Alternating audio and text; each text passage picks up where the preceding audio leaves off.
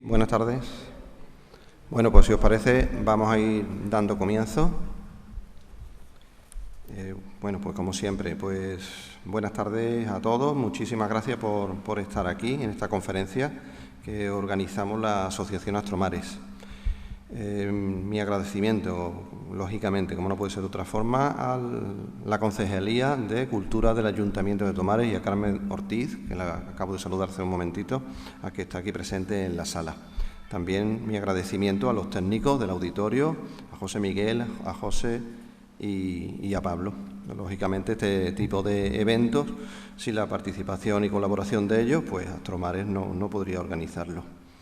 Creo que nos conocéis. En Astromares pues llevamos ya varios años, 9 años, organizando actividades de divulgación y solemos empezar el curso más o menos por esta fecha, siempre en el mes de octubre, invitando a ponentes pues, de prestigio y de relevancia en el mundo de la astrofísica principalmente.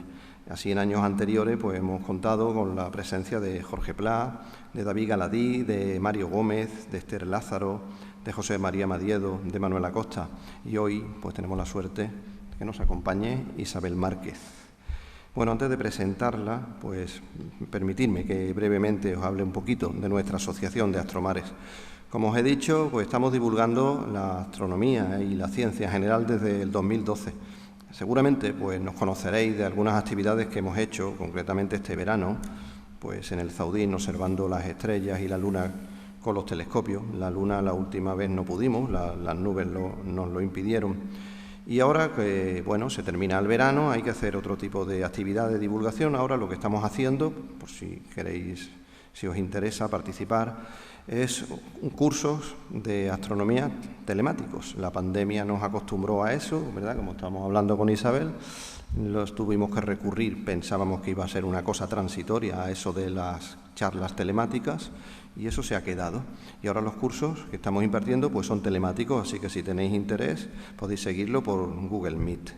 Hemos dado solo la primera sesión, que era presentación, así que si os incorporáis, pues no perdéis nada. Son todos los miércoles de 7:30 a 9, salvo este miércoles, que estamos aquí. Bueno, recordaros también que todos los martes nos podéis escuchar en un programa de ciencia, se llama Un Mar de Ciencia, en Radio Tomares, en el 92.0. También nos gustaría, si tenéis ocasión, que nos escuchéis. Bueno, y como os decía, pues hoy tenemos la suerte de contar aquí en Tomares con Isabel Márquez. Isabel Márquez es vicedirectora de Ciencia del Instituto de Astrofísica de Andalucía, que pertenece al CSIC, y es directora científica del proyecto de excelencia Severo Ochoa, del IAA, del Instituto de Astrofísica de Andalucía. Es doctora en astrofísica, extremeña, con mucho orgullo, me lo ha dicho varias veces, que es extremeña, pero afincada en Granada, en Andalucía. Ha trabajado en el Observatorio Calar Alto, trabaja todavía en el Observatorio Calar Alto, en Almería, y en el Comité de Asignación de Tiempos del Observatorio del Instituto de Astrofísica de Canarias.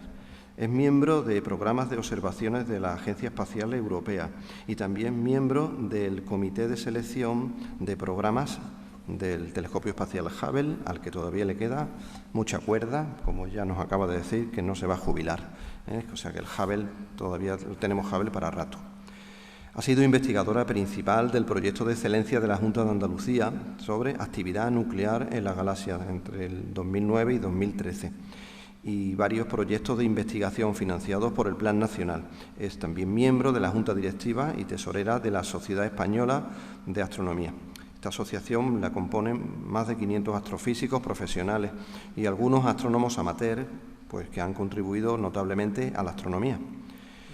En el campo de mujeres y ciencia coordinó el grupo de trabajo Mujer y Astronomía de la Sociedad Española de Astronomía y fue miembro del Comité Mujeres en la Física de la Real Sociedad Española de Física y formó parte de la Junta Directiva del nodo de la Asociación Mujeres Investigadoras y Tecnólogas en Andalucía y también de la Comisión Mujer y Ciencia del CSIC.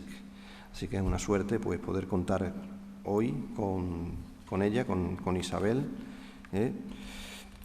nos va a hablar sobre el Instituto de Astrofísica de Andalucía, que está en Granada, y todos los andaluces pues nos tenemos que sentir orgullosos de que ese centro, de ese nivel, lo tengamos aquí. El Instituto de Astrofísica pertenece al Consejo Superior de Investigaciones Científicas y tiene como misión pues profundizar en el conocimiento del cosmos y acercar este a la sociedad, haciendo investigación de astrofísica y de ciencia espacial de vanguardia, fomentando el desarrollo tecnológico mediante la construcción de nueva instrumentación y diseminando nuevas investigaciones entre comunidad científica y el público en general por medio de actividades de divulgación. Y el año pasado, en el 2020, obtuvo la medalla de Andalucía por su labor de investigación. Así que tenemos que estar orgullosos como andaluces de tener ese centro puntero, un centro que está en la vanguardia de la investigación y como representante de ese centro, pues quién mejor que Isabel Márquez. Así que, nada, muchísimas gracias.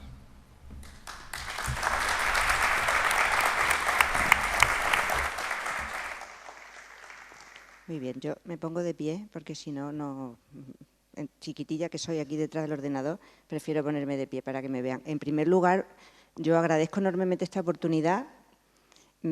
Si hubiera sido en otro momento igualmente, porque a mí me parece que, no solo me parece que es parte de nuestra labor el comunicar con la sociedad, sino que además me gusta muchísimo, pero en esta ocasión todavía más. Es la primera charla en público que doy desde que nos confinaron con el virus. Así es que muchísimas gracias, Antonio, y a la Asociación Astromares por esta oportunidad. Como decía Antonio, una de las últimas cosas que hicimos antes de que nos mandaran para casa en marzo del 2020 fue venir a Sevilla a recibir la medalla de Andalucía. Y nos fuimos para allá con la medalla y cerramos la puerta y nos fuimos para casa. Así es que esto es. Entonces, como decía Antonio, yo vengo a hablaros de la ciencia puntera y de referencia internacional que se hace en el Instituto de Astrofísica de Andalucía. Lo digo yo, pero no solo lo digo yo, ¿vale? Y voy a intentar justificarlo a lo largo de lo que les voy a ir contando. Es un centro de referencia del cual nos tenemos que sentir orgullosísimos y orgullosísimas como andaluces y como habitantes de la tierra incluso, quiero decir, ¿vale? Ya lo verán. Así es que, bueno, pues el título que le puse a la charla fue el de Granada al Universo, Ciencia en el IA referente a la investigación internacional. En el Instituto de Astrofísica de Andalucía, no sé si se ve bien ahí el texto, pero lo voy a intentar ir contando, se hace fundamentalmente, como ha dicho Antonio, investigación en astrofísica. Pero la investigación en astrofísica, como vamos a ir viendo, tiene que ir acompañada. No solo vale hacer investigación, sino que eso lleva acompañado desarrollos tecnológicos que son imprescindibles para nuestra actividad científica y entonces también se hace tecnología. ¿Vale? Entonces, por una parte, la parte científica del instituto está organizada, porque no está separada, hacemos trabajos también colaborativos entre unos y otros, entre 4 departamentos, que es el departamento que en distancias de más cerca a nosotros, a más lejos en el universo, pues estaría primero el departamento de Sistema Solar, donde se trabajan líneas de investigación sobre física solar, sobre atmósferas de planetas terrestres y planetas y cuerpos menores. El de física estelar, donde se trabaja, y lo voy a leer desde aquí porque, bueno, no sé desde dónde lo voy a leer, porque no veo nada aquí tampoco. Desde, pues, en variabilidad estelar, en la física de estrellas de baja masa, en astrofísica robótica y de altas energías y en fenómenos transitorios. Son esas las líneas de investigación básicas. En radioastronomía y estructura galáctica se estudian sistemas estelares en nuestra propia galaxia, ya iré contando exactamente en qué consiste. La física del medio interestelar, es decir, el medio que está entre las estrellas, y chorros relativistas en agujeros negros, en las partes muy centrales. Y luego en el más lejano, en el de astronomía extragaláctica, al cual yo pertenezco, pues estudiamos evolución de galaxias, cosmología observacional, física de partículas y gravitación y cosmología. Y como decía, tenemos una unidad que se llama Unidad de Desarrollo Tecnológico Instrumental, que está dedicada a participar en los desarrollos tecnológicos necesarios para poder llevar la ciencia de primer nivel que tenemos necesidad de hacer y con la que contribuimos a la sociedad, como intentaré demostrar más adelante. Además, participamos en propiedad, tenemos el Observatorio de Sierra Nevada, que está en Sierra Nevada, allí al ladito, en la Loma de Dílar, en Sierra Nevada, y a pesar de que esta foto no parece muy oportuna para un observatorio por las nubes, pero es que es preciosísima la foto. Y es un sitio fantástico para observación, ¿vale? Porque está muy alto, está casi a 3.000 metros. Y además cogestionamos el observatorio de Calar Alto, que está en la Sierra de los Filabres, en Almería, que tiene pues, el mejor observatorio astronómico en la Europa continental. En la Europa continental, porque Canarias no es Europa continental, ¿vale? En Canarias, en el Roque de los Muchachos, es un observatorio buenísimo, donde está el telescopio más grande del mundo, ya les hablaré después. Aquí tenemos el telescopio más grande, es de 3,5 metros, y luego tiene otro de 2,5 metros y tiene otros más pequeños, y es un observatorio que básicamente usamos para probar instrumentación para poner en telescopios más grandes. Pero haciendo un ejercicio de desdibujado de esos observatorios, que obviamente es la parte inicial, ¿no? De la parte de donde nuestro laboratorio es el universo y necesitamos observatorios para atrapar esa información, en realidad lo que necesitamos son estos 3 grandes bloques, que son los 3 pilares fundamentales en los que se basa la astrofísica moderna actualmente, que es por una parte la observación, perdón que está esto en inglés, pero no me he dado cuenta de traducirlo. Por otra parte, la instrumentación, como decía, y por otra parte la teoría, que normalmente en la actualidad lo que lleva asociado son simulaciones numéricas, de las cuales también podré algún ejemplo a continuación.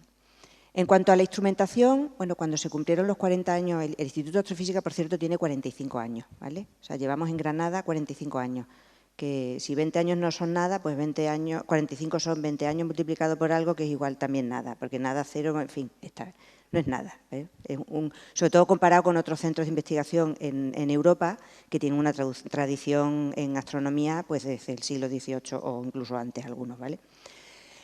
Cuando cumplimos 40 años se preparó esta transparencia, que no se ve nada, pero no importa porque lo importante sí se ve, que es la participación del IAA en prácticamente todas las misiones de exploración del sistema solar de la Agencia Europea del Espacio, de la ESA. Desde la primera misión que se hizo, que no era de la ESA, era propia, prácticamente, era que no se ve aquí, pero es de 1980 y poco, que se lanzó un cohete en el Arenosillo, aquí en Huelva, para el estudio de la atmósfera de nuestra propia Tierra. Fueron los primeros estudios, las primeras participaciones instrumentales que se hicieron. Y a partir de ahí se ha participado en prácticamente todas y sobre todo en todas las importantes. Pues desde el estudio con Cassini-Huygens de Júpiter, pues Seiber de la propia atmósfera de la Tierra, Venus Express para Venus, pues Sunrise para el Sol, Bepi Colombo, que el día 3 de octubre nos mandó una foto de Mercurio, y donde llevamos instrumentación del instituto, pues aquí tenemos por abajo, sigue pues como Rosetta, ya lo verán que les pondré algún ejemplo, o en Marte con Mars Express, y bueno, pues aquí van viendo, y ahora para que se vea más claro, porque esta transparencia estuvo muy bonita y se ve muy bien en la revista donde se sacó, pero aquí en pantalla no se ve muy bien, pues lo pongo, creo que aquí se ve mejor, ¿vale? Entonces ahí en oscurito están las misiones que ya han volado, con los años correspondientes, y en azul clarito son las que están todavía en activo. Sunrise ya voló, pero tiene otra segunda vuelta en el 2022, que es un globo donde se pone un telescopio de 1,5 metros, un telescopio solar, se manda por ahí, luego cae y se recoge. Es una cosa espectacular, parece que va a caer aquello hecho un cisco, pero no, se recupera y se vuelve a lanzar otra vez. Y entonces estamos volando hacia el Sol, ya lo verán después, en Solar Orbiter, que se lanzó justo en febrero del 2020, también un poquito antes de todo el follón en el que todavía estamos de alguna manera, y lo que viene a continuación pues van a ser Plato, que se lanza en 2025, ya veremos qué es lo que va a hacer, JUICE para Júpiter, Comet Interceptor y Envision para Venus en el 2028. Pero esto no es solo lo que se hace de instrumentación en el instituto, también se hace instrumentación para telescopios en tierra, ¿vale? Entonces, ahí tenemos para telescopios en el Observatorio de Sierra Nevada, que el telescopio más grande es de 1,5 metros y es nuestro laboratorio principal porque es propio y ahí lo tenemos de escuela de estudiantes para que aprendan cómo se hacen las observaciones astronómicas, etcétera. También tenemos instrumentos para la observación de las descargas en la atmósfera, como veremos alguna imagen a continuación. Para instrumentación en Calar Alto, sobre todo PANIC y Cármenes. Bueno, por PANIC se recibió un premio europeo de la Sociedad Europea de Astronomía a la mejor tesis, justamente a una persona del instituto que hizo la tesis sobre este instrumento. Cármenes, que también le contaré para qué sirve, para los planetas, el descubrimiento de planetas extrasolares, para instrumentos en GTC, como Megara, y bueno, pues también vamos a participar, estamos ya de hecho participando, porque esto se hace con muchísimos años de antelación, en instrumentos en el telescopio extremadamente grande, en el ELT, que se está construyendo en Chile, o para la actualización de Cármenes, o para otro. Estos son 2 instrumentos del ELT, de ese telescopio gigante. De hecho, esta transparencia es bastante ejemplificadora de en qué estamos contribuyendo desde el punto de vista instrumental, pues de lo más puntero que hay en el mundo. Actualmente estos son los telescopios o las instalaciones telescópicas de observación más importantes en la astrofísica mundial. Estamos, como decía, participando en 2 instrumentos para el ELT, el Extremely Large Telescope, este de aquí, que para que vean más o menos cómo es en escala, pues aquí están puestos los VLT actuales, los que hay más grandes, que son de 8 metros de diámetro, y esta es el Arc de Triomphe de París, el Arco de Triunfo de París, ¿vale? O sea, esto es para que se haga una idea de cómo es. Esto ya le da para donde no era. Y bueno, sí, lo voy a poner aquí porque para que tengan una idea, pues por ejemplo, aquí tenemos el diámetro del GTC, del telescopio de 10 metros que está en Canarias, en el Roque de los Muchachos. Estos son estos que hemos visto del VLT y este es el diámetro del telescopio del ELT, ¿vale? Es una cosa descomunal y que va a permitir, por supuesto, llegar a lugares donde no hemos podido llegar antes porque la capacidad de recolección de luz va a permitir observar, por una parte, objetos con muchísimo detalle, con detalles sin precedentes, o bien objetos tan débiles que hasta ahora no se conocen. Por ejemplo, aquí tenemos un ejemplo de cómo es el instrumento JAIRES, en el que se participa también del instituto, que lo pongo solo para que vean, esto es una maqueta, por supuesto, esto es una persona, ¿vale? Y aquí por aquí hay otra, para que se hagan una idea de la escala que estamos hablando, es verdaderamente descomunal. Y, por supuesto, lleva unos retos tecnológicos asociados increíbles. Por otra parte, si me voy hacia atrás, aquí en esta gráfica, también participamos en el Square Kilometer Array, que va a tener antenas tanto en África como en Australia, que son miles de antenas, ahora lo veremos. De hecho, lo voy a poner aquí. Pues aquí es un resumen de la capacidad colectora que hay en las antenas, que es lo que recogen la información del espectro electromagnético, no en el visible, como los observatorios en el óptico, sino en las longitudes de onda de radio. Y bueno, pues aquí hay unas antenitas, pues que por ejemplo, la de Granada, que tiene 30 metros, ni siquiera sale aquí, ¿vale? En Granada, en Sierra Nevada, hay una antena. Y bueno, pues aquí va a haber en 2 configuraciones, en una hay cientos de antenas y en la otra hay varias decenas de miles de antenas. Esta instrumentación es un consorcio, por supuesto, internacional, que de nuevo, tiene retos tecnológicos sin precedentes, nada más que la capacidad de almacenamiento de los datos que eso va a proporcionar es un reto absolutamente mayor para la tecnología. También participamos en el experimento más grande que hay para la detección de partículas a muy altas energías, con CTA, o en el telescopio solar europeo más grande que hay, que se va a poner en Canarias. Y bueno, aquí la escala no sale, pero esto de aquí, no sé si se ve bien, esto es una barandilla, pues con lo cual una persona pues sería más o menos de este tamaño, ¿vale? Todas estas cosas que parece que la dificultad por escalarlo a grande es la misma, pero un poco más, pues no, es increíblemente superior. Y bueno, nosotros estamos participando a primer nivel en estos proyectos.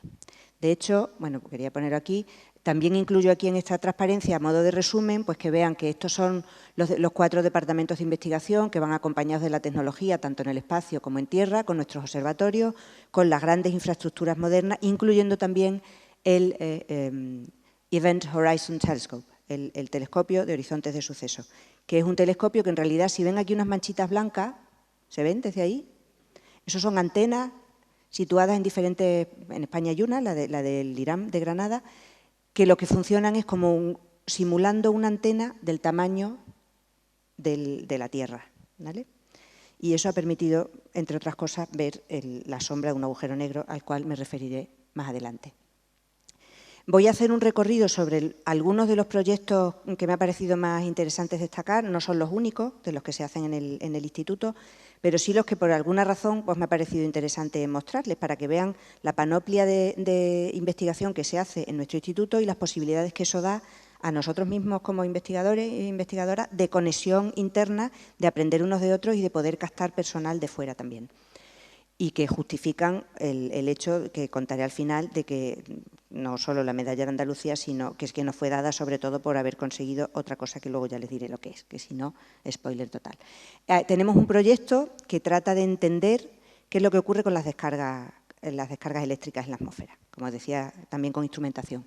Y bueno, esto tiene un reto fundamental porque la velocidad de estos eventos es tan alta que incluso para poderlos detectar, pues la tecnología necesaria es bastante demandante. Y bueno, pues hay un laboratorio en el propio instituto para intentar simular esas descargas. Hay un instrumento que las observa y además hay simulaciones que tratan de reproducirlas para entender estos tres pilares que decíamos de la astrofísica moderna, ¿no? Este es un ejemplo muy claro. Y de hecho, con este proyecto se obtuvo una de estos contratos de super excelencia europeos, una ERC Consolidator de la Unión Europea, pues que lo que hace es pues, poner el sello y dar la financiación suficiente, son del orden de casi 2 millones de euros, para avanzar en este proyecto, que es el proyecto que se llama e-Lightning. El Lightning este significa pues, las descargas estas en la atmósfera de la Tierra. Como decía, que ya ha pasado, vale. El IAA va camino al Sol.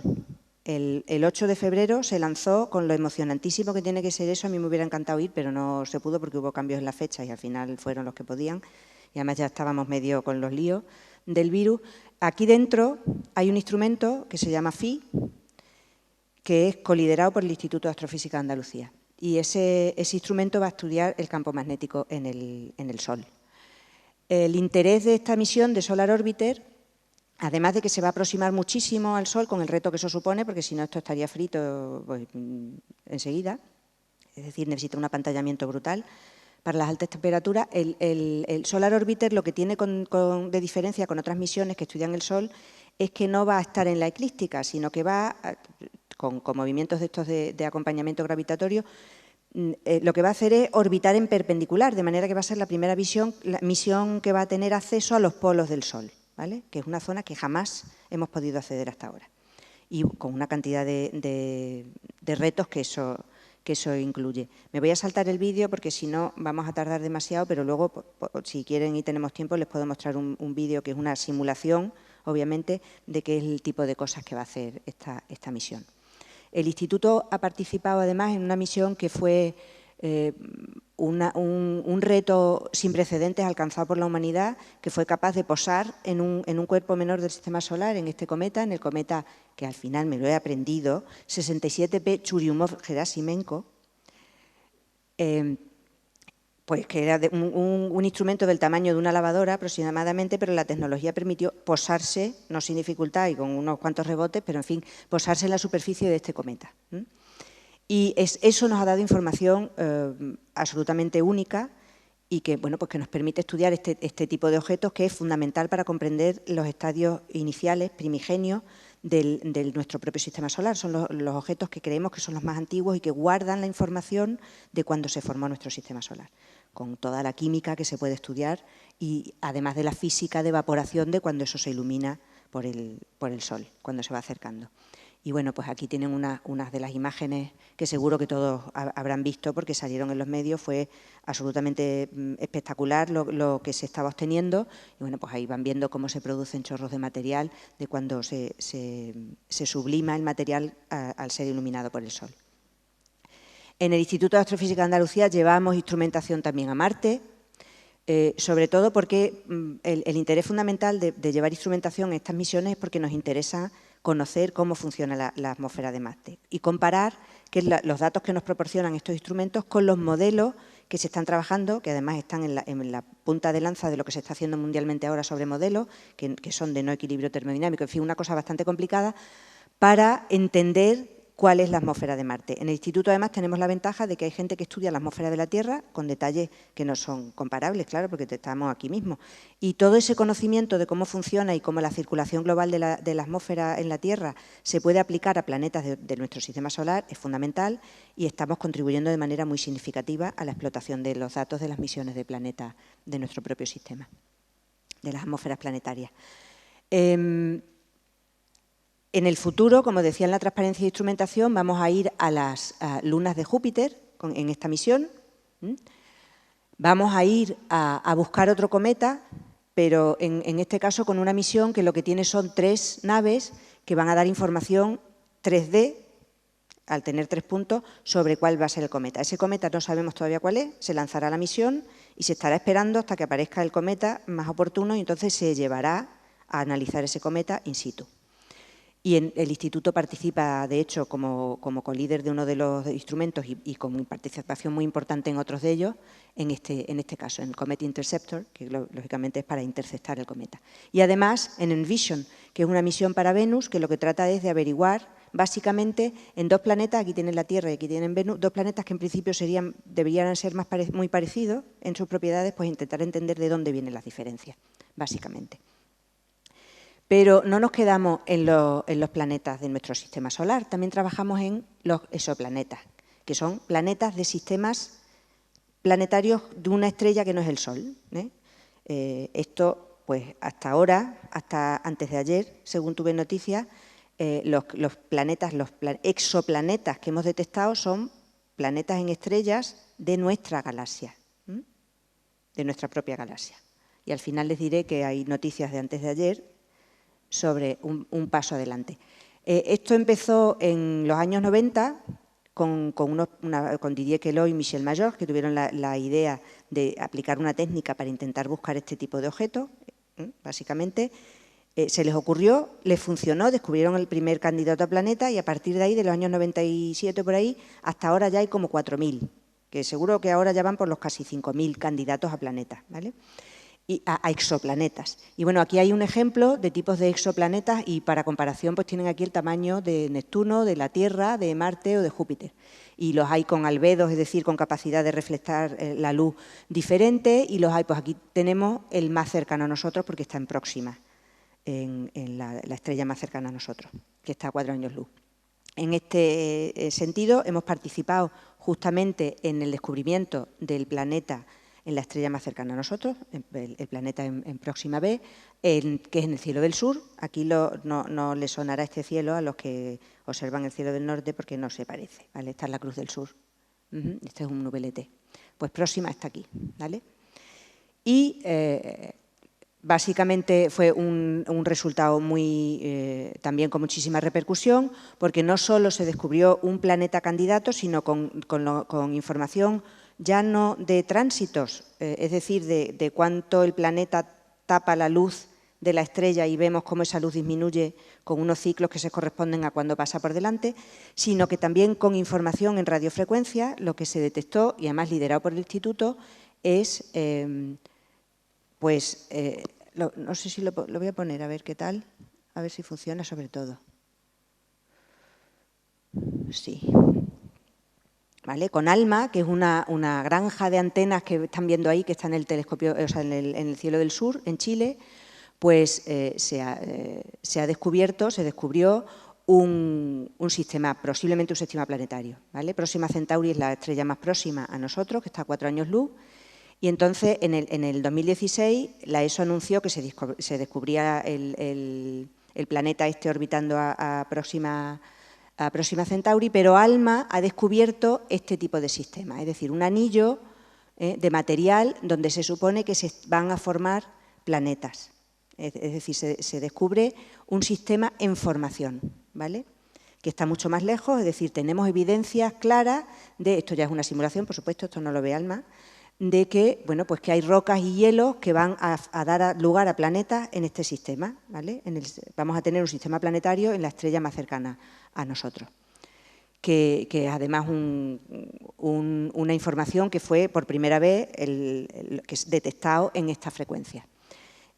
¿Voy a parar esta simulación? Sí, soy capaz. Y entonces les voy a poner otra. Aquí. Esto no sé si va a funcionar porque creo que esto es un vídeo de YouTube y antes no ha funcionado. No va a funcionar, pero aquí se ve perfectamente. Bueno, este vídeo lo único que hacía era mostrar cómo se iba llenando esto de nuevos exoplanetas a medida que iba pasando el tiempo aquí. Esto se va viendo cómo desde 1997 pasamos de un planeta a tener ahora casi cerca de 5.000. por una serie de técnicas que aquí no se ven en la transparencia, pero que básicamente las dos fundamentales son esto de los tránsitos, que lo que consiste en, pues, que es eso, que la estrella está iluminando, nos está llegando la luz y cuando pasa un planeta por delante se oscurece un poquito porque el planeta es mucho más pequeño que la estrella. De hecho, lo que se suelen detectar son planetas muy grandes, porque son los únicos que tapan lo suficiente como para que lo veamos. Que además tenemos que tener la suerte de que estén en la órbita entre nosotros para que intercepten, porque si la órbita es así no nos enteraremos jamás, ¿vale? Otro de los sistemas, de las maneras de detectar exoplanetas alrededor de estrellas, es mirar cómo cambia la velocidad de la propia estrella. Porque esto se da en física, me imagino que en secundaria, cuando hay dos cuerpos que rotan uno alrededor del otro, lo que rotan es alrededor del centro de masa, ¿verdad? Eso suena, ¿no?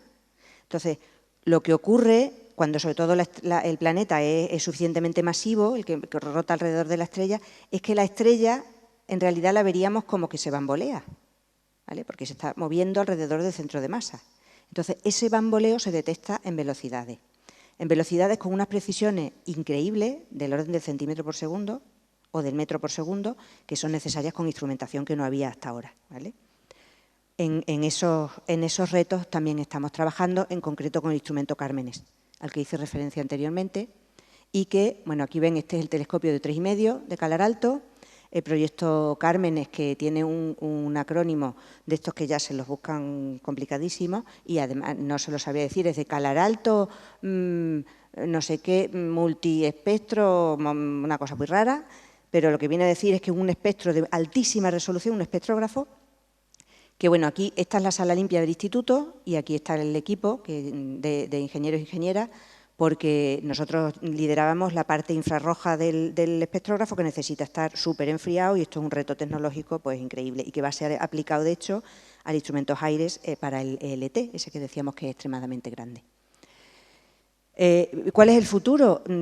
Que es ya mismo. Pues uno de ellos es el instrumento Plato, que lo que va a estudiar es, lo que pone aquí, Planetary Transits and Oscillations of Stars. Es una misión de la ESA que va a ser lanzada en unos años, en la cual también participamos, y que va a estudiar, va a ir a descubrir y a analizar sistemas exoplanetarios. También estudiamos en el instituto nebulosas planetarias. Todas las estrellas que tienen menos de 8 masas solares van a evolucionar de esta manera. Las que tienen más explotarán como supernovas, y entonces evolucionan formando una nebulosa alrededor, y en este estudio, que es de este año mismo, lo que bueno, aquí tienen en falso color, puesto en rojo y azul, superpuesto a la imagen, tienen cómo se mueve el gas ionizado en este sistema. Entonces, por primera vez se ha utilizado un espectrógrafo de altísima resolución que hay en el GTC, en el Gran Tecan, en Canarias, para delimitar que ahí hay un chorro de gas enorme que lo que produce es interacción con esa nube que vemos alrededor, que es lo que está produciendo la asimetría. Esto se ha visto por primera vez ahora, ¿vale? No se había podido llegar a ver antes. En el centro de la galaxia también es un objeto de alto interés en nuestro instituto. Y bueno, aquí tienen una imagen de la parte central, del centro de nuestra galaxia. ¿Y qué pinta esta Venus aquí? Pues porque a mí siempre cuando hablo del centro de la galaxia me hace ilusión o me parece oportuno recordar que el fotón que nos llega ahora del centro de la galaxia salió de allí cuando aquí estábamos ahí, ¿vale? La luz del centro de la galaxia a nosotros tarda del orden de 26.000 años en llegar aquí, ¿vale? Y al poner esto siempre, pues aprovecho para recordar que a medida que nos vamos más lejos en el universo estamos mirando cosas que pasaron hace más tiempo, ¿vale? Es decir, es un laboratorio un tanto peculiar el que tenemos. Y bueno, pues aquí si hacemos un zoom a la parte central, pues tenemos el cartografiado más importante que se ha hecho de esta parte central, se ha hecho liderada desde el instituto, con un proyecto además también europeo de estos del RC, un RC Consolidator, con casi 1,5 millones de euros de financiación, o casi 2, que es especialmente complejo porque, claro, para llegar al centro galáctico, a las observaciones, tenemos por delante cantidad de estrellas que no son de centro galáctico, que son todas las que están de aquí a allí, porque nosotros estamos dentro de la galaxia. Nosotros estamos en un brazo y cuando miramos hacia el centro, la galaxia es como si estuviera en un plato llano, ¿no? Nosotros estamos en el plato llano, en la parte de fuera, y miramos para allá y entonces tenemos contaminándonos todas las estrellas que hay de aquí a allí, es decir, muchísimas. Además, en esa zona hay todavía más estrellas, es decir, un sitio muy poblado en estrellas, con lo cual va a ser complicado. Pero es que además hay muchísimo polvo. Entonces, hay que estudiar en infrarrojo, es un lugar especialmente complicado, otro de estos retos tecnológicos, y bueno, pues aquí estamos haciendo contribuciones muy importantes para determinar cuál es la historia de la formación de estrellas en esa parte de nuestra galaxia, que es la que podemos conocer con más detalle porque tenemos todas las estrellas más cerca, ¿vale? De hecho, las estrellas que vemos son todas estrellas de nuestra galaxia. Dije antes, los exoplanetas que conocemos son exoplanetas de estrellas de nuestra galaxia. Bueno, pues hace 2 días salió una noticia en Nature de la posible detección de un exoplaneta en M51, en una galaxia fuera de la nuestra, con otros métodos que no tienen nada que ver con esto que decía yo de los tránsitos o de las velocidades radiales, sino en rayos X, es otra tecnología diferente, pero es un artículo que está teniendo una repercusión espectacular porque sería la primera vez que se ha detectado un exoplaneta, que por otra parte es esperable, no sé por qué no iba a haber en M51 si aquí hay miles y miles, ¿no? Pero es la primera vez que se detecta. En el Instituto hemos contribuido también, además, a la explotación de datos de legado obtenidos con Calar Alto en este cartografiado que se llama Califa y que básicamente, bueno, esto es una imagen que se pone para mostrar el tipo de información que hay. Se hizo un cartografiado sobre un total de unas 900 galaxias, al final fueron como 600 o así, donde lo que se usa es un espectrógrafo, es decir, es un instrumento que dispersa la luz y nos permite ver cómo la luz es en cada longitud de onda. Es como cuando se pone un prisma y vemos los colores, el equivalente, pero más complicado, porque ahí, al hacer eso, tenemos mucha información porque hay líneas de absorción que nos dan información sobre estrellas o líneas de emisión que nos dan información sobre el gas, y todo eso nos da información sobre la composición química, sobre la cinemática, sobre el contenido en masa y en tipo de estrella. Y nos permite, en todas estas galaxias que están aquí, pues hacer una serie de mapas que están sintetizados en esas cosas minúsculas que parecen huevos fritos algunas, reconstruir cómo es en cada una de estas galaxias, pero en toda su extensión, cómo ha sido la historia de formación estelar, a través de la historia de las estrellas que estamos midiendo. Es decir, es una manera, entre comillas, de hacer arqueología galáctica, ¿vale? Y eso está proporcionando muchísima información muy valiosa, que de hecho, bueno, pues hasta fecha de cuando se hizo la primera vez esta transparencia, que era a mediados de 2020, había ya 20 tesis en la propia colaboración y un montón de descargas de los datos, porque son datos que se han hecho con vocación de contribuir al público, de que sean libres, un montón de artículos, un montón de investigadores de varios centros, y eso ha estado liderado también desde el Instituto de Astrofísica. Aquí tenía un vídeo, pero igual me lo voy a saltar porque ya lo pondremos si fuera de interés después. Y continuación de esto, pues es lo que se está haciendo ahora con este cartografiado que se llama JPAS, que ahí, pues, Califa tenía un campo muy pequeñito, un campo, si la luna tiene en el cielo pues como 30 minutos, una cosa así de campo, Califa tenía 1 minuto, un campo muy pequeñito. Pero este campo es muchísimo más grande, ¿vale? Este campo de aquí es enorme. De manera que lo que se tiene ahí, en vez de ser un espectrógrafo, un dispersador de luz, lo que se ponen son filtros, estos que se ven aquí, muy estrechitos, muy estrechitos, muy estrechitos, muchísimos, 50 y tantos, que lo que hacen es reproducir como si tuviéramos un espectro. Pero claro, la ventaja es que tiene un campo enorme, de manera que se observa una cantidad de galaxias gigantesca. Es decir, lo que se va a hacer, que son 8.500 grados, calculen si en lo que hay ahora, que hay 1 grado solo, se han detectado ya 12.000 galaxias, ¿vale? Entonces nos permite obtener información ingente para reconstruir de nuevo cuál es la historia de estas galaxias y cómo evolucionan con la distancia, a medida que el universo se va haciendo más joven, a medida que vamos más hacia atrás en el tiempo. ¿Y en qué llevamos un papel de liderazgo también muy importante? Pues esto seguro que lo han visto. La imagen de la rosquilla, yo no sé si hay alguien que no la haya visto, ¿vale? ¿No?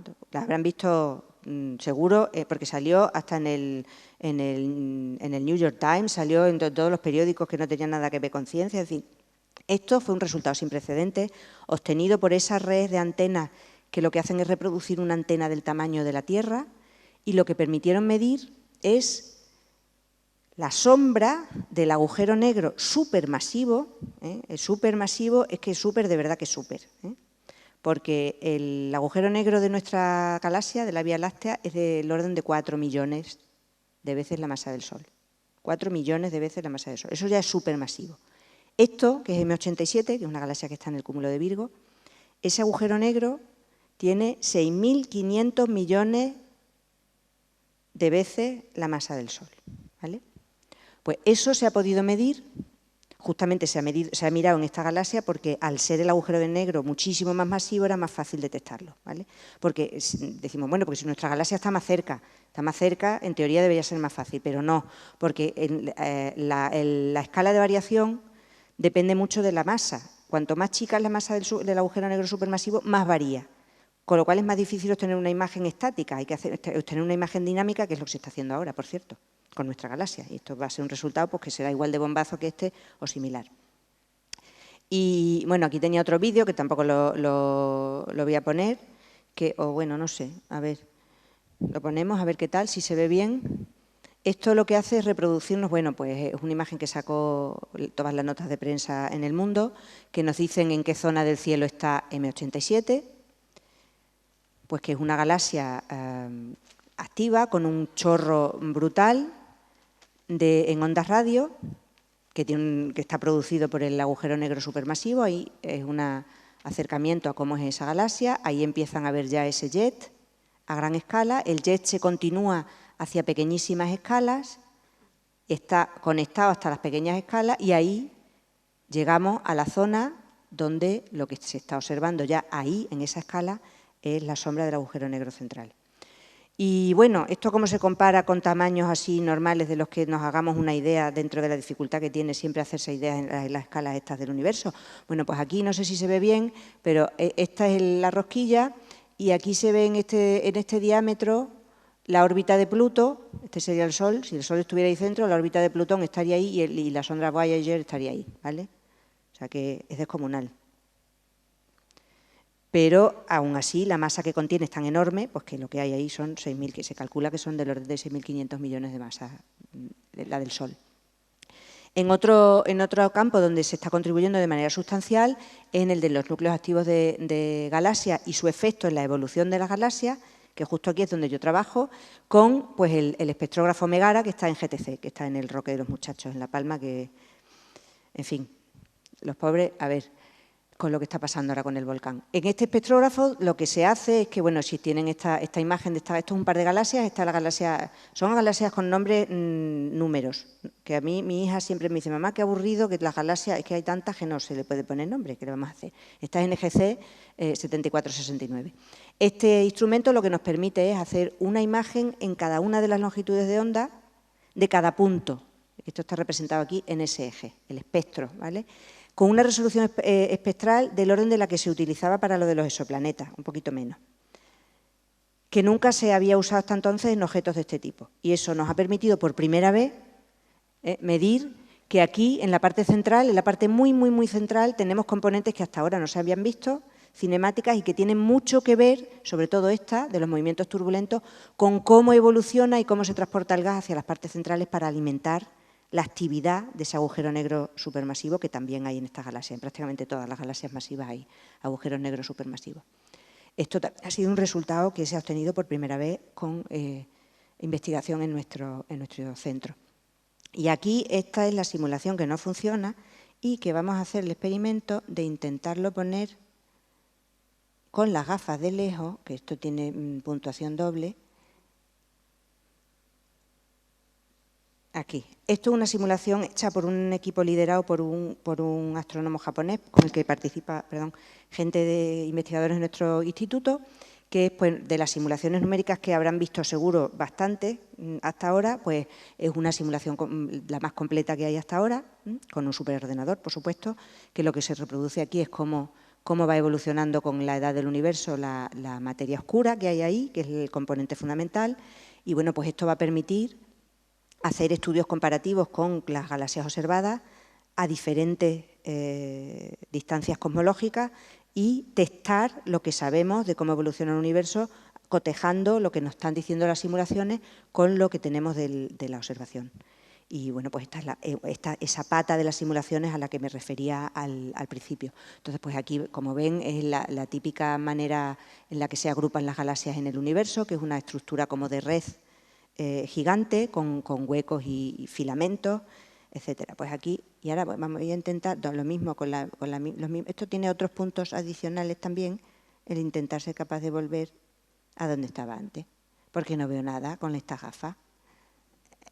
Entonces, además me acuerdo yo de cuando me reía de mi madre y decía, pero mamá, ¿por qué miras así como para arriba? Pues ya está, descubierto. Entonces, es lo que tiene. Otro de los asuntos que a mí me parece muy interesante donde se trabaja en el instituto es en la protección de nuestro propio cielo, y creo que esto a una asociación como Astromare le debe interesar bastante. Es una pena, es una desgracia que el cielo lo estemos perdiendo por la contaminación lumínica. Que hay gente que le da la risa cuando dice lo de la contaminación lumínica y a mí me da mucha pena, porque yo de verdad que cuando era chica, desde Badajoz se veía perfectamente todo, se veía hasta la Vía Láctea en verano y ahora es un asco. Entonces, me parece que es una pérdida de un patrimonio, que de verdad que eso sí que es un patrimonio, el poder. Yo creo que la humanidad ha crecido y se ha madurado y ha podido plantearse reflexiones fundamentales gracias a que era capaz de observar las estrellas, ¿vale? Desde los primeros tiempos en los que la humanidad empezaba a ser humanidad. Entonces, además de que estamos pirando cada vez más para abajo todo el mundo a los móviles, que es una desgracia otra, es que no vamos a poder, por más que queramos, como sigamos así, no vamos a poder tener información del cielo porque lo estamos perdiendo. En nuestro instituto hay una oficina de calidad del cielo que lleva ahí desde que se arrancó en 2016, que lo que pretende justamente es contribuir a preservar la calidad del cielo, al menos en los observatorios, es decir, el mínimo fundamental, que no perdamos nuestros observatorios, sobre todo el observatorio de Calar Alto, el observatorio de Sierra Nevada, que son lugares excepcionales. Ayudar a medir y controlar la contaminación lumínica en Andalucía. Hay un set de instrumentos que se adquirieron y que se están usando para ser capaces de medir esto.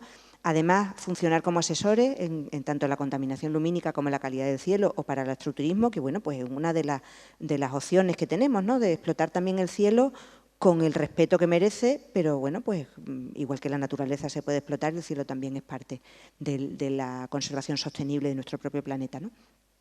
Y, por supuesto, incrementar la conciencia y conocimiento de la población. En el instituto, durante el confinamiento, se hizo un estudio bastante interesante de cómo cambió la contaminación lumínica en el confinamiento, ¿vale? Porque como estábamos más en casa, había sobre todo menos tráfico de coches, que eran los que estaban proporcionando más contaminación. En el instituto, para mí es más que un orgullo hablar de la unidad de cultura científica.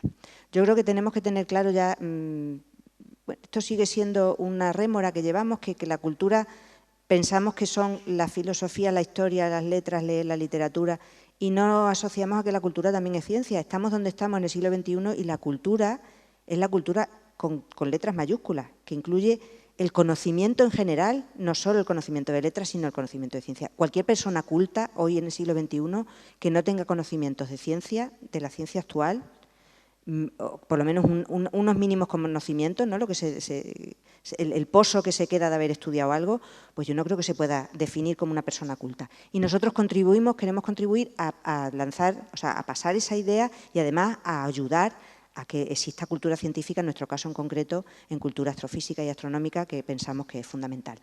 Y entonces pues se hacen multitud de actividades con niños, ahí salgo yo en la foto, cuando, yo no sé de qué año será esto, pero tenía el pelo menos blanco todavía.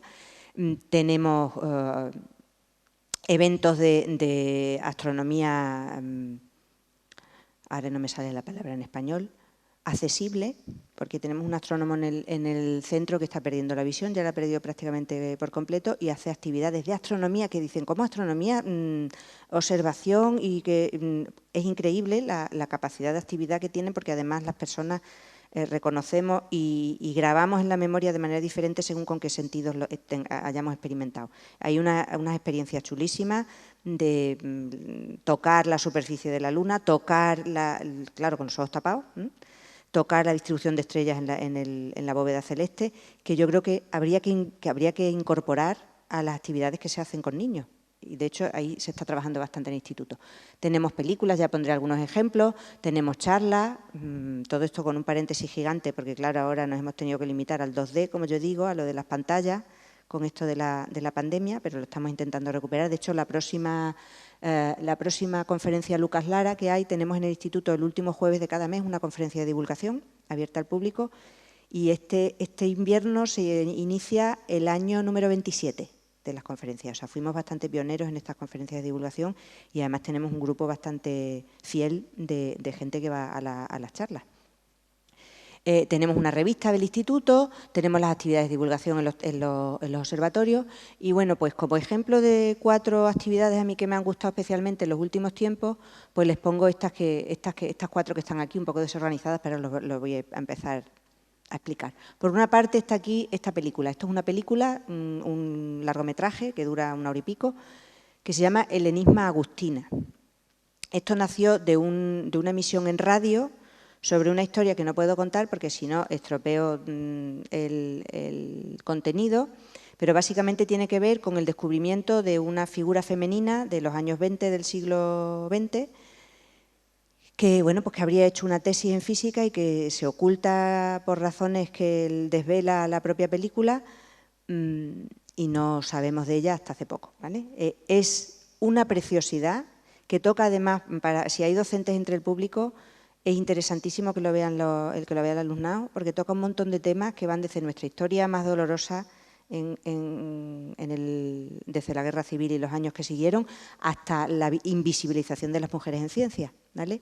Y de verdad que recomiendo verla y trabajarla, es interesantísima.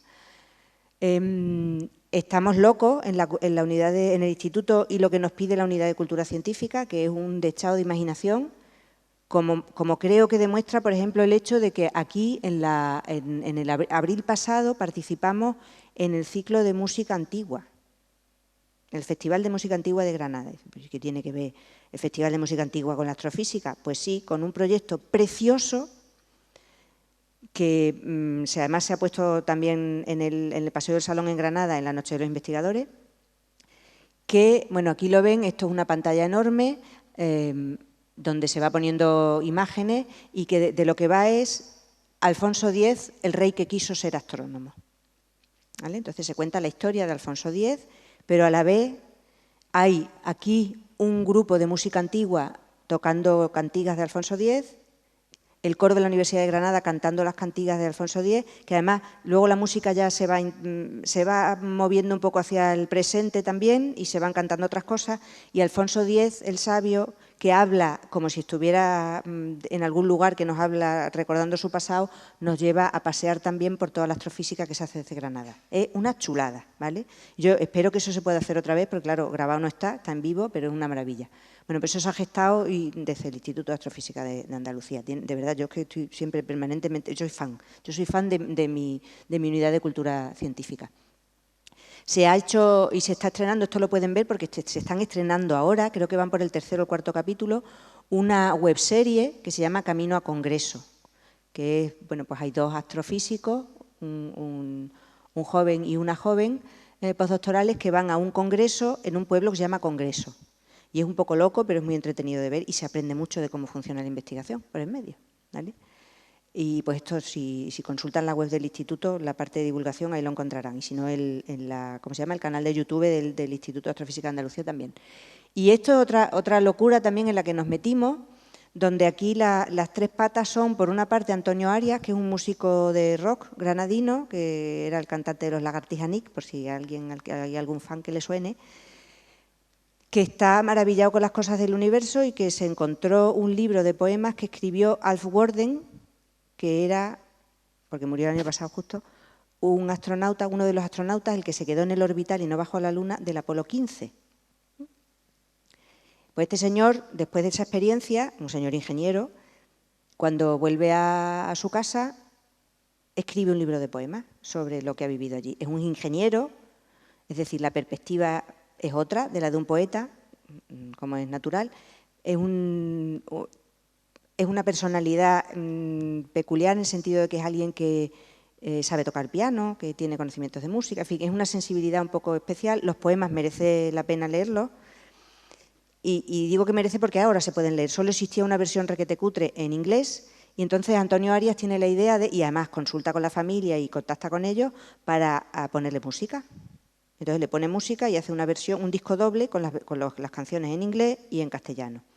Pero es que además contacta con el director del Instituto Cervantes, con Luis García Montero, para que se haga una traducción verdaderamente poética, es decir, hecha por un poeta de esos poemas en inglés, que se publican en un libro, que es este, que el libro de poemas inicial se llamaba Hello Earth, Greetings from Endeavour, que era la nave, es decir, hola Tierra, saludos desde el Endeavour este, ¿vale?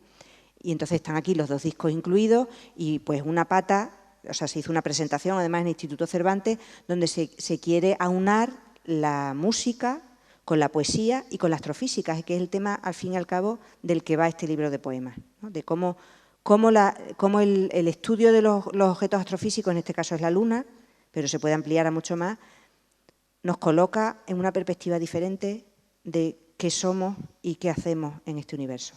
Y yo creo que es interesantísimo como reflexión, que no nos debería faltar, ¿vale?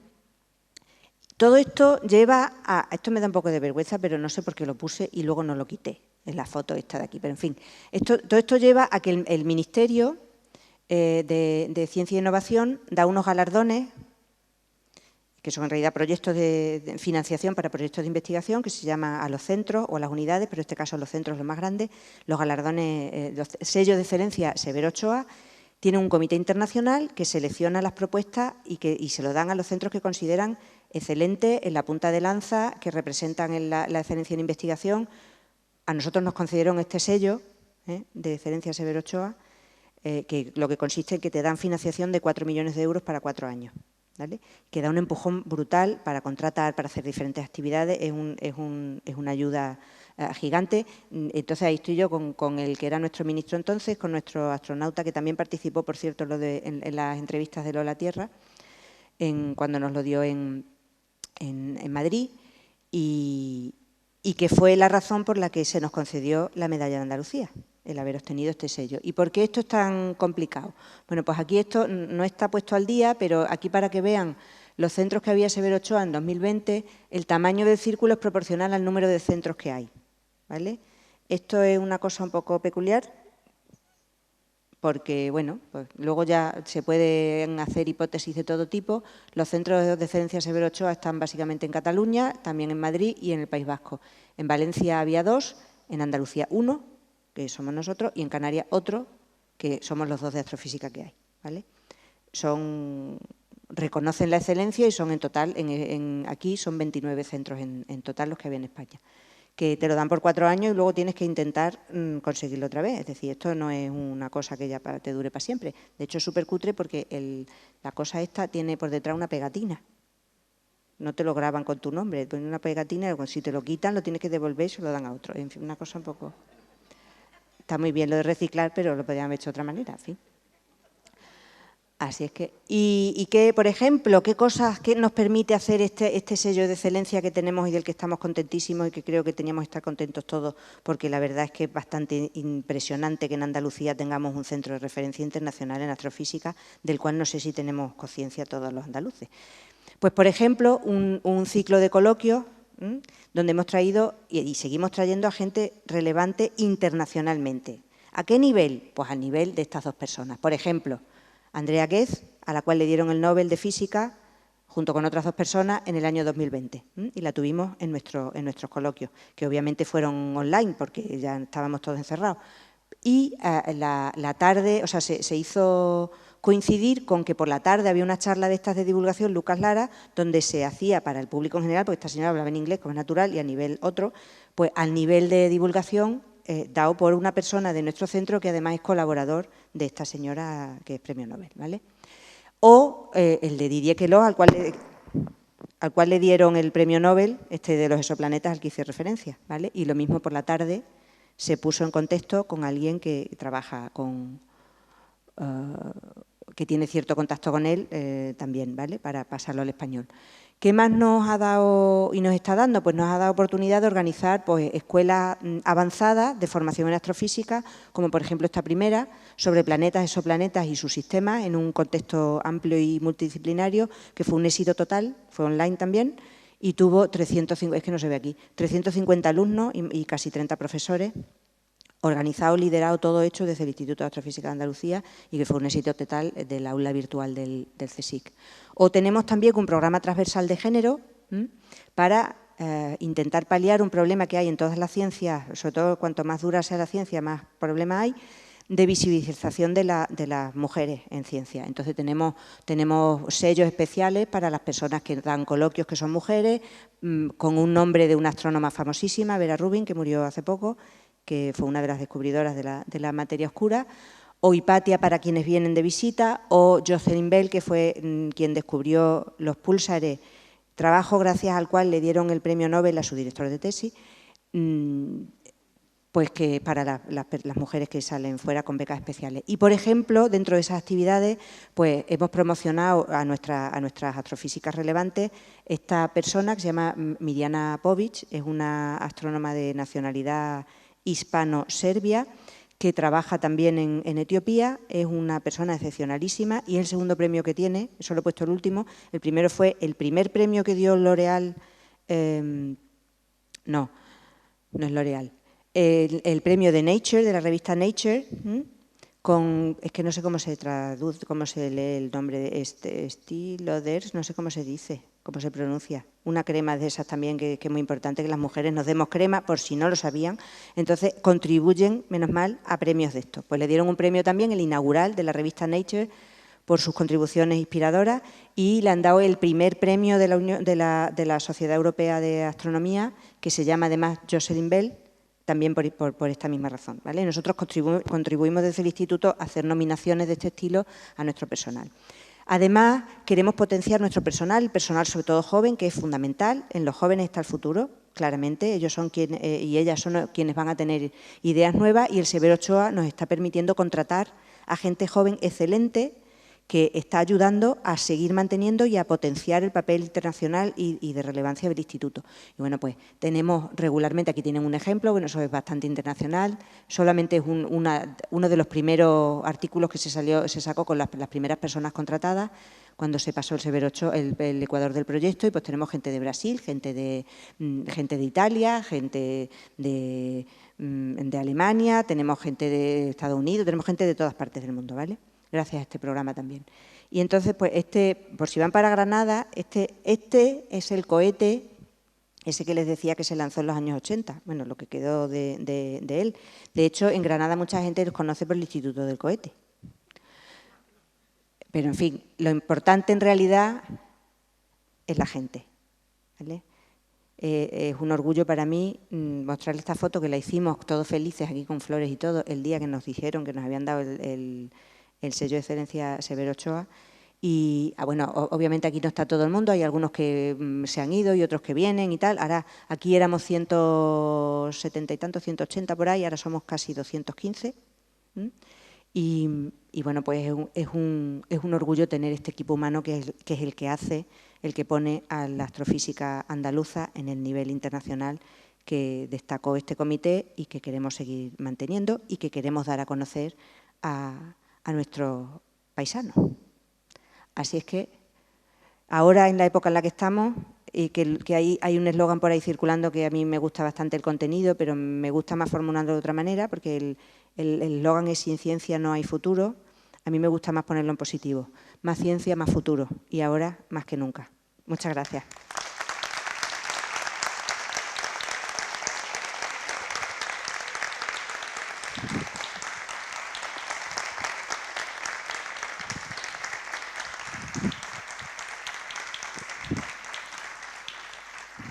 Y ahora es el turno de las preguntas, pero solo de las que no sean difíciles. Que creo que van a circular por ahí un micrófono. Y antes de que me lo pregunten, aprovecho para decirles que la ciencia básica y tan alejada de la realidad como pudiera parecer la astrofísica, además de, por ejemplo, contribuir al estudio de cómo funciona la sociedad en tiempos de pandemia, con esto que les dije del cielo, tenemos en nuestro instituto un laboratorio que se llama CODULAB, que estudia cómo se comporta el polvo. En ese laboratorio he participado en el estudio de cómo se detecta el virus en superficie, ¿vale?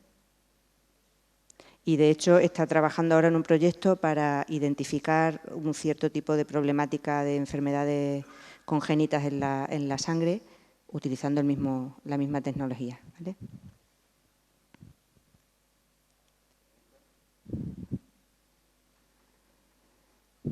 Yo no sé si les he convencido. Sí, ¿no?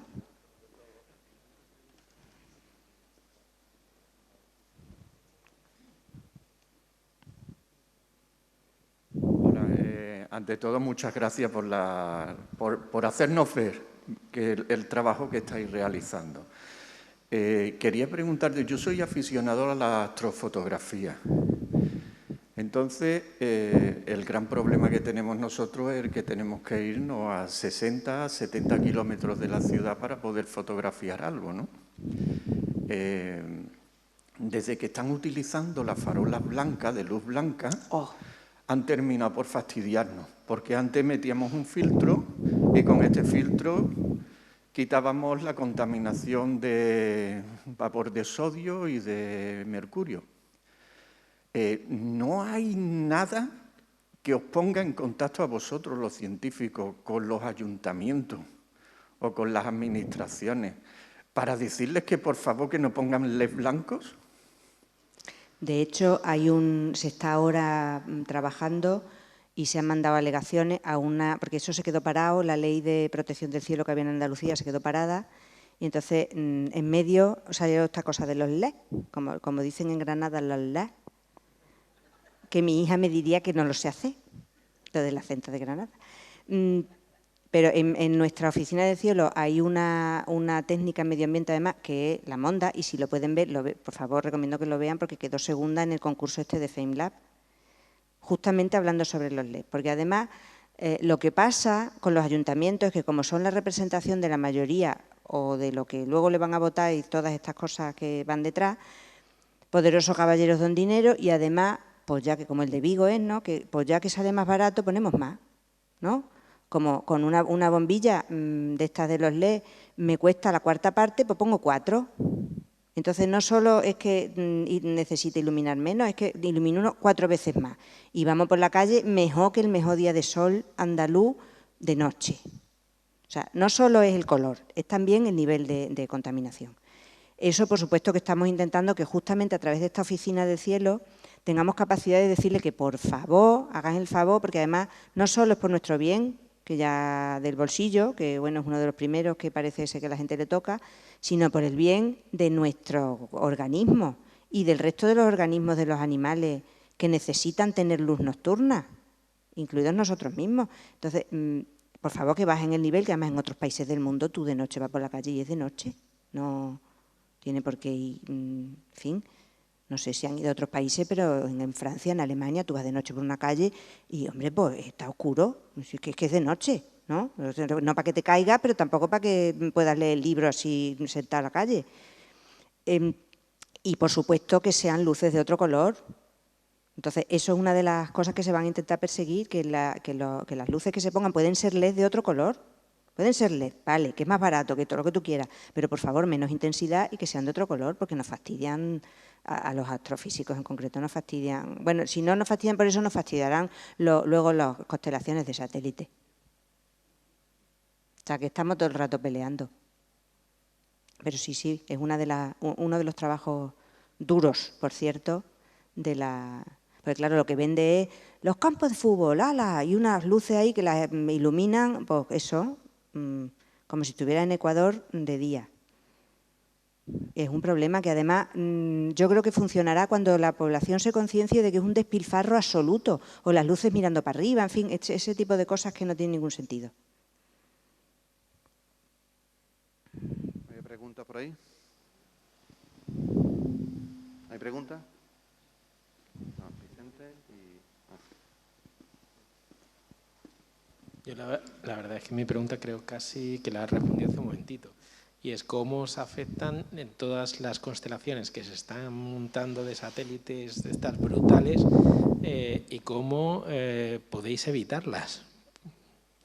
Pues De hecho, es tan grave el problema que en el congreso anual de este año que ha habido de la sociedad, organizado por la Sociedad Europea de Astronomía, pero me consta que en otras sociedades de otros países o de otras organizaciones se está haciendo igual, es uno de los temas candentes. Se está intentando legislarlo. Al principio nos contaban además una persona que está trabajando en legislación del espacio, que le recuerda lo que ocurrió con la legislación que había con el mar al principio. Al principio esto es el equivalente, o sea, al principio la gente iba al mar y no había control ninguno y el mar era de todos y entonces eso se fue regulando y hay reglas internacionales y hay reglas de residuos y de tal y cual. Entonces se está intentando hacer a ese nivel. El problema, como siempre, es lo del poderoso caballero don dinero, porque claro, si las empresas estas que tienen, te compran todo lo comprable, incluido el alma, se les da por poner constelaciones de satélites, pues los astrofísicos podremos llorar todo lo llorable que se hará. Y como sea encima en China, te pondrán allí Coca-Cola permanentemente flotando en el cielo. Entonces, esperemos que la cordura reine y que seamos capaces de hacer una legislación que eso lo controle, porque si no es que estaremos perdidos, pero no solo por la contaminación lumínica, sino por el guarreo de todos esos residuos que nos caerán luego encima de la cabeza en algún momento.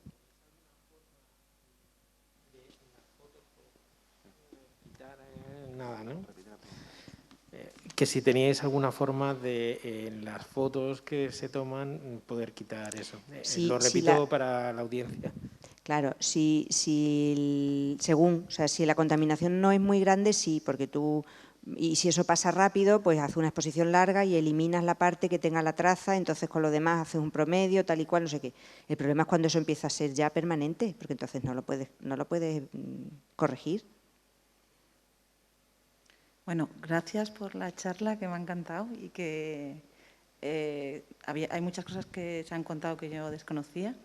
Yo soy profesora de instituto y estoy muy interesada en la divulgación. Entonces, quería saber si, supongo que haya o yo o desconozco, ¿dónde encuentro yo materiales donde las cosas tan difíciles que se hacen en ciencia se puedan traducir a un idioma que el resto de los mortales seamos capaces, o profesores de instituto o mi alumnado sean capaces un poco de dilucidar y que nos lleguen todos esos descubrimientos tan complejos y esos instrumentos tan apasionantes que has estado contando? Si me preguntas en general no te sabría responder. Si es en el caso concreto de la astrofísica, en el caso concreto de la astrofísica hay bastante material en nuestra propia página web. En la parte de divulgación hay bastante material, ¿vale? Incluso hay, para los más pequeños, hay juegos. Se hizo un juego para la exploración de Marte. En fin, hay bastante material disponible. Y no solo nuestro, por ejemplo, en la NASA tiene una página web de recursos educativos bastante potente desde hace mucho tiempo. Y creo que incluso últimamente están haciendo el esfuerzo de ponerlos en castellano. De hecho, cuando llegó el Perseverance, ese que dicen con el acento ese tan de chicle, a Marte, la presentación se hizo en castellano con un hispanohablante. Sí, sí. Y entonces se está haciendo esfuerzo por ponerlos en castellano, pero de lo que se hace en el instituto hay mucho material en nuestra propia página web. Yo, si luego me pasa, Antonio, tu correo, te lo mando para que sea... Que a veces las páginas web son un poco, ay, que te pierdes y que no sabes hasta dónde tienes que llegar. Y yo te mando dónde ir exactamente directa y ya puedes mirar qué tipo de cosas se hacen. Pues muchísimas gracias.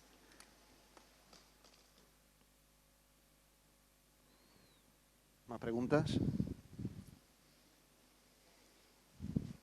Manolo Jiménez. Hola, buenas noches.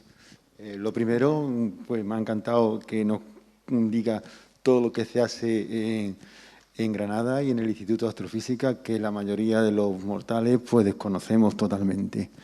Y yo te quería hacer una pregunta. Yo también soy profesor y te quería hacer la pregunta de si de alguna manera el Instituto de Astrofísica de Andalucía está intentando, en el tema de educación, que la astronomía o la astrofísica pueda ser una asignatura, aunque sea optativa, en el sistema educativo.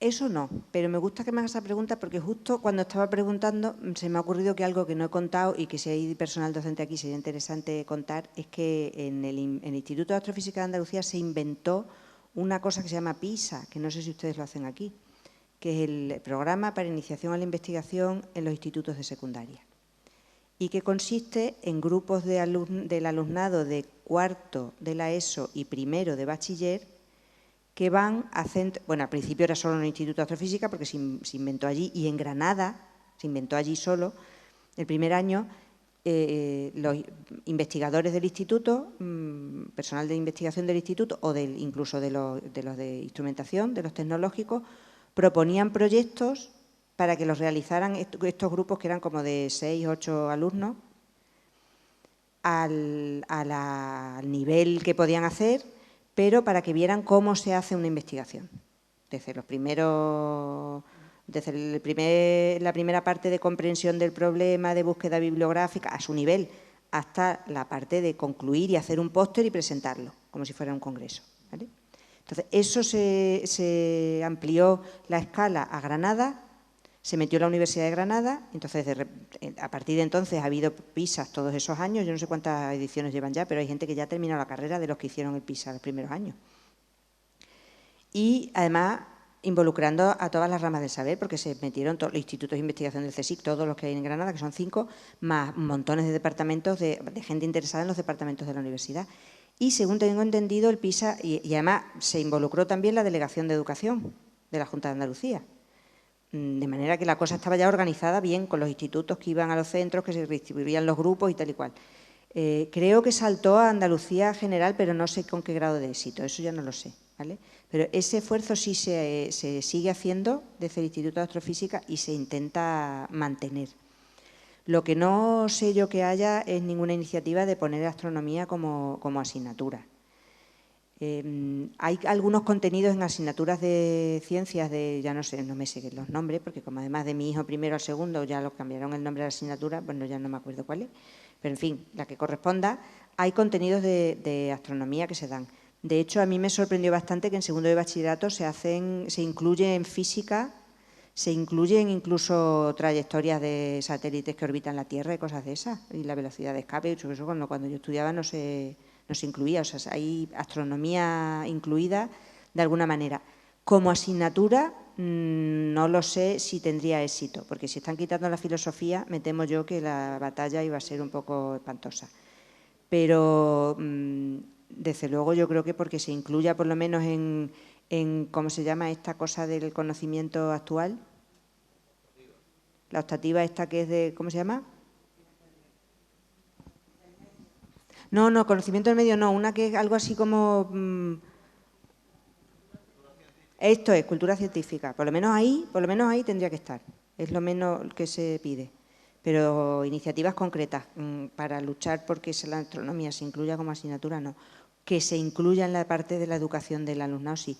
En concreto, yo en una de las sesiones de PISA, esa que participé, el grupo de alumnado y el proyecto que hicieron con nosotros, de lo que iba era de comparar cómo clasifican galaxias las personas entrenadas, que eran ellos, era el grupo de alumnos, y cómo las clasifica un programa de ordenador, ¿vale? Y eso se hizo la comparación, que era bastante interesante, y formaba parte de un artículo de investigación de los que se mandan a la revista. Y, de hecho, en los agradecimientos aparece el listado de los alumnos que participaron con nosotros porque contribuyeron mucho a esa parte y a ellos les hizo una ilusión bárbara porque, claro, es que llegaron a participar en una parte de algo que está incluido en un artículo científico. Y yo creo que eso a lo mejor tiene incluso hasta más capacidad de atracción que el que pongas una asignatura.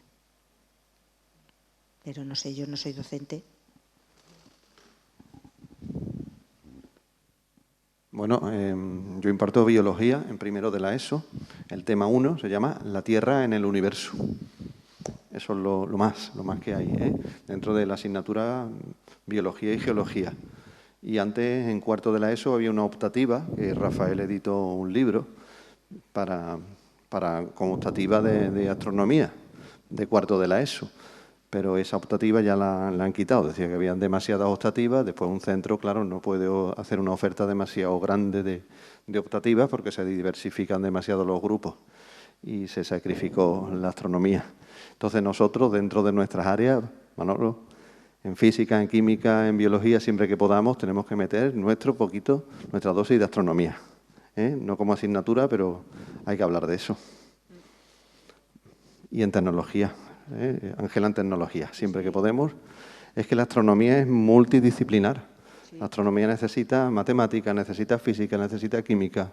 Y ya si hablamos de astrobiología, pues necesita biología. Es que es un conocimiento muy amplio. Una cosa, Isabel, me ha llamado mucho la atención la foto que has puesto. Hay muchas mujeres, ¿verdad?, en el Instituto de Astrofísica. Me parece, ¿no? Se me oye bien, ¿verdad? Sí. Sí, sí. En el Instituto de Astrofísica están muchas mujeres delante de la foto. Hay el mismo número de mujeres que hay en todos los centros de física del Consejo, que es que no calificaría, iba a decir un triste, pero bueno, no le pone el del calificativo, cada uno que lo califique como quiera, menos del 30%. En total. Si luego, como siempre, es decir, no somos excepción en eso, si además se analiza cómo se comporta el porcentaje de mujeres en los distintos niveles investigadores, desde que se empieza a hacer la tesis hasta que se lleva al máximo nivel, que es de profesor de investigación, aquí en el de profesor de investigación llegamos a que en nuestro instituto, donde somos 215 personas, hay una profesora de investigación. ¿Vale? Que es lo que ocurre en todas partes, por razones múltiples y variadas que tienen mucho que ver con que para las mujeres es una carrera de obstáculos. Pues yo que imparto clases a unos niveles más bien básicos, primaria, primeros cursos de secundaria, pues yo te digo que las chicas, la ciencia les gusta igual que a ellos, ¿eh? O sea, y además voy a decir que hasta mejores, ¿eh? Pues son más disciplinadas en el estudio. Algo pasa más adelante, que se nos van perdiendo tantas y tantas. Pasa mucho cuando tienen que optar por la carrera que estudian, muchas veces porque el propio profesorado les indica que como tienen muy buena nota, que suele pasar, que tienen muy buenas notas, que estudien mejor medicina. A mí, como me hubieran mandado a estudiar medicina, me hubieran matado directamente porque es que no, o sea, no, hubiera salido corriendo en dirección contraria, ¿vale? Eso por un lado. Por otro lado, el mensaje que le da a la sociedad desde que somos súper mega microscópicas es el de que tu tiempo lo tienes que invertir en otras cosas que no sean en formarte ni en plantearte cuestiones fundamentales de la vida, ni en querer dirigir ni liderar, porque para empezar vas a tener problemas como quieras dirigir y liderar, porque te va a costar con números el triple. Entonces, pues claro, la gente sabe dónde se mete. Si tú llegas a un congreso, estás estudiando a lo mejor los primeros años de tesis y resulta que hay otra señora y tú dices, ya me he equivocado de sitio, ¿no? Aunque no lo hagas conscientemente ni siquiera. Entonces, efectivamente, se van perdiendo por el camino, por razones que tienen, por supuesto, todo que ver con pues cómo es la sociedad en general, y somos todos y todas, que es que esto aquí no es cosa de los demás, que seguramente conocerán el estudio este que se hizo, que a mí me parece súper esclarecedor, del John y Jennifer, que inventado un currículum de una persona que va a empezar a estudiar en la facultad. Y lo inventan, porque en Estados Unidos son para seleccionar personal que quieren allí y coger. Yo creo que era, no sé si iba a empezar a estudiar o no, iba a empezar como postdoc, yo creo que era, eso es.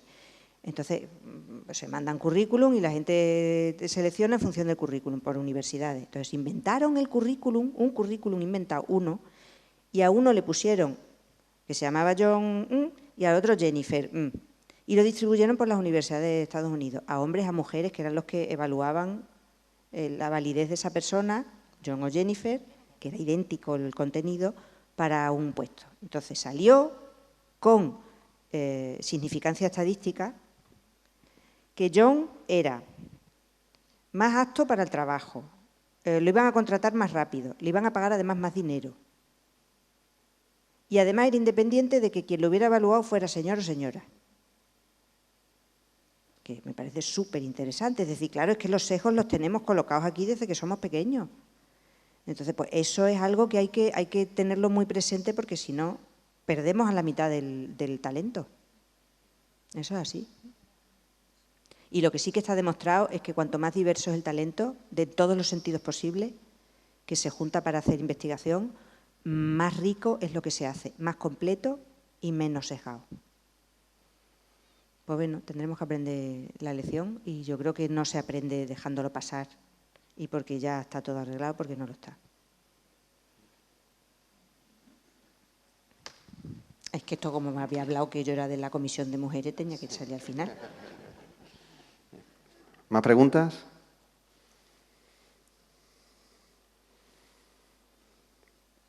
¿Allí hay una? ¿Dónde? No. ¿Quieres preguntar? Se me ha ocurrido una pregunta. Entendido, ¿no? Porque hay agua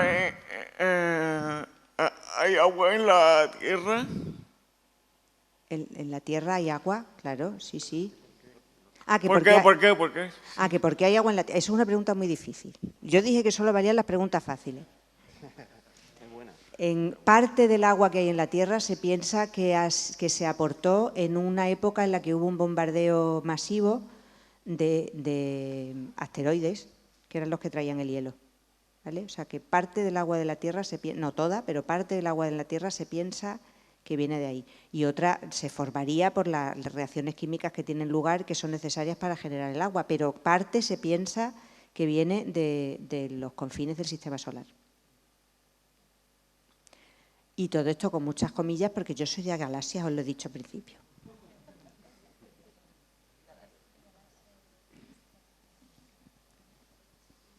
Bueno, creo que nada más. Así, bueno, muchísimas gracias, Isabel. Transmite nuestras felicitaciones a tu equipo allí en el instituto. Muchas y gracias. bueno, gracias a ti por presentarnos y enseñarnos algo más de este instituto y que todos lo sepamos valorar. Vamos a ponerlo en valor, como ahora se dice, algo que tenemos aquí en Andalucía, un centro de este prestigio andaluz, granadino, así que tenemos que estar orgullosos de él. Así que gracias, Isabel.